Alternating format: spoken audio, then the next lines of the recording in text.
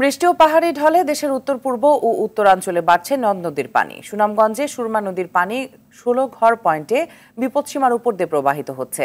পানিতে ডুবে আছে শহরের বিভিন্ন এলাকার রাস্তাঘাট, বন্ধ আছে সুনামগঞ্জ তহিরপুর সড়ক। সিলেটেও সুরমা ও কুশিয়ারা নদীর পানি বিপদসীমার উপর দিয়ে বইছে। মৌলভীবাজারের জুড়ি, বড়লেখা ও কুলাউড়ায় নিম্নাঞ্চলের মানুষ এখনও পানিবন্দী দিন কাটাচ্ছেন। গাইবান্ধায় ব্রহ্মপুত্র নদের পানি বাড়তে থাকায় বন্যা পরিস্থিতির আরও অবনতি হয়েছে। তলিয়ে আছে ১৬৫টি চরের বাড়িঘর। খাবার ও বিশুদ্ধ পানির সংকটে আছেন দুর্গতরা। সিরাজগঞ্জেও বন্যা পরিস্থিতির অবনতি হয়েছে। এতে লাখের বেশি মানুষ পানিবন্দী দিন কাটাচ্ছেন। পানিতে ডুবে আছে ১০,০০০ হেক্টর ফসলি জমি। যমুনার পানি বাড়ছে জামালপুরে। এতে ৬টি উপজেলার ২.৫ লাখ মানুষ পানিবন্দী দিন কাটাচ্ছে। টাঙ্গাইলের ৭টি উপজেলার ১.৫ লাখের বেশি মানুষ এক সপ্তাহ ধরে পানিবন্দী হয়ে মানবেতর জীবনযাপন করছেন। তবে কুড়িগ্রামে কমছে নদ নদীর পানি। এখনও চরাঞ্চলের প্রায় ১.৫ লাখ মানুষ পানিবন্দী হয়ে আছেন।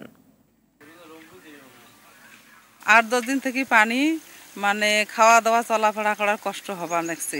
চেয়ারম্যান মেম্বার কেউ সহযোগিতা করে নাই। তো বন্যা আসছে, জল পানির জন্য বের হতে পারি না। বাচ্চা কোচ্চা নিয়ে অনেক সমস্যা। বারবার বৃষ্টি হয়, বারবার বড় বড় বন্যার মাঝে আমরা মুখোমুখি হই।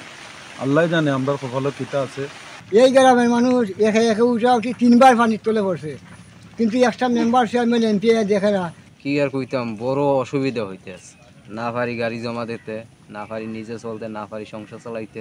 আমরা যে পানি লেভেল আছে, এই পানি যদি খালি আজকে দিনটা যায় পানি বন্যা করে উঠবো, ওটা সম্ভাবনা আমরা আশ্রয় কেন্দ্রে যাওয়া লাগবে। দর্শক, বন্যা পরিস্থিতির খবর জানাতে জামালপুর থেকে সরাসরি যোগ দিচ্ছেন সহকর্মী সুবিনয় রায় তপু। জামালপুরে পানিবন্দী লোকজন খাদ্য সহায়তা পাচ্ছেন কিনা, চরাঞ্চলের পরিস্থিতি কি দেখছেন?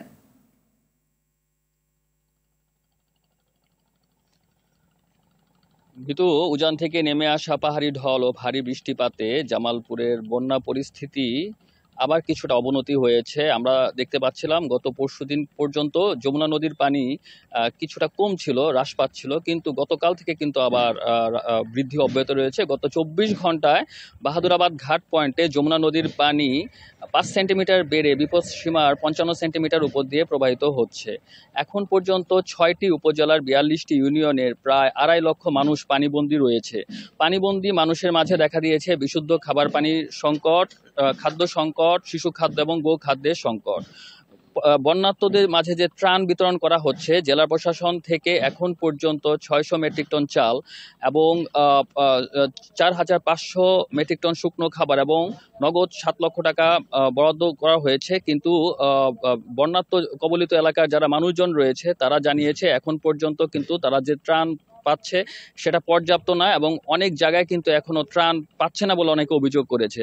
অনেকে বলেছে অনেকে খোঁজ খবর নিচ্ছে না এবং অনেক জনপ্রতিনিধিও কিন্তু তাদের খোঁজ খবর নিচ্ছে না। বন্যা যেহেতু 10 দিন যাবৎ দীর্ঘস্থায়ী হচ্ছে এবং ধারণা করা হচ্ছে এই বন্যা দীর্ঘস্থায়ী বন্যা হতে পারে। যদি দীর্ঘস্থায়ী বন্যা হয় তাহলে কিন্তু বন্যা কবলিত মানুষের দুঃখ কষ্ট আরও কিন্তু সীমাহীনভাবে বেড়ে যাবে। এখন পর্যন্ত 22টি মেডিকেল টিমের মধ্যে 17টি মেডিকেল টিম কাজ করছে। বন্ধ রয়েছে 268টি প্রাথমিক শিক্ষা প্রতিষ্ঠান এবং 88টি মাধ্যমিক শিক্ষা প্রতিষ্ঠান এবং 9,000 হেক্টর ফসলি জমি ইতিমধ্যেই বন্যার পানিতে নিমজ্জিত রয়েছে। এই ছিল আমার কাছে জামালপুরের বন্যা পরিস্থিতির সর্বশেষ তথ্য। মিতু, অসংখ্য ধন্যবাদ আপনাকে আমাদের সাথে যুক্ত হবার জন্য।